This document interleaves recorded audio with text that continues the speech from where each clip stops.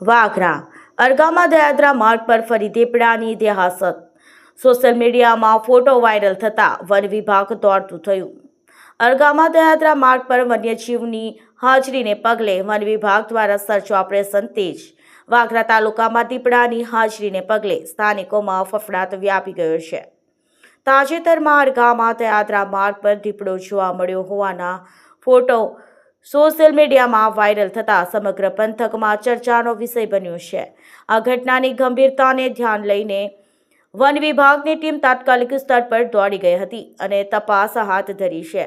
રાત્રિના સમયે અરગામા અને દયાત્રા વચ્ચેના મુખ્ય માર્ગ પર દીપડો લટાર મારતો હોવાનું કેટલાક રાહદારીઓના નજરે પડ્યું હતું. આ અંગેના ફોટા વાયરલ થતાં જ એક જાગૃત નાગરિકે તાત્કાલિક વાઘરા વન વિભાગને જાણ કરી હતી. વન વિભાગની ટીમે કોઈ પણ વિલંબ કર્યા વગર ઘટના સ્થળે પહોંચી દીપડાના પગમાર્ક અને અન્ય પુરાવાઓની તપાસ શરૂ કરી છે. અગાઉ પણ પાંજરું ગોઠવાયું હતું પણ દીપડો હાથ તાળી આપી ગયો. ઉલ્લેખનીય છે કે આ વિસ્તારમાં દીપડો દેખાયો હોય તેવી આ પહેલી ઘટના નથી. અગાઉ પણ દીપડાની અવરજવરના વિડીયો વાયરલ થયા હતા, જેને પગલે વન વિભાગ દ્વારા તેને પકડવા માટે પાંજરું પણ ગોઠવવામાં આવ્યું હતું. જો કે તે સમયે દીપડો પાંજરે પુરાયો ન હતો. હવે ફરીથી દીપડાની સક્રિયતા વધતા વન વિભાગની ચિંતામાં વધારો થયો છે. દીપડાની હાજરીને જોતા વન વિભાગ અને સ્થાનિક તંત્ર દ્વારા સાવચેતી રાખવા અપીલ કરવામાં આવી છે.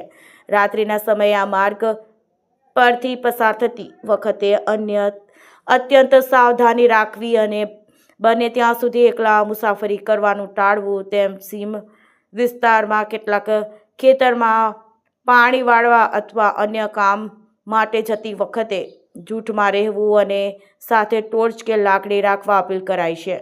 જો ફરી દીપડો દેખાય તો તેની પાછળ ભાગવાને બદલે અથવા પજવણી કરવાને બદલે તુરંત જ વન વિભાગને જાણ કરવા પણ અપીલ કરાઈ હતી.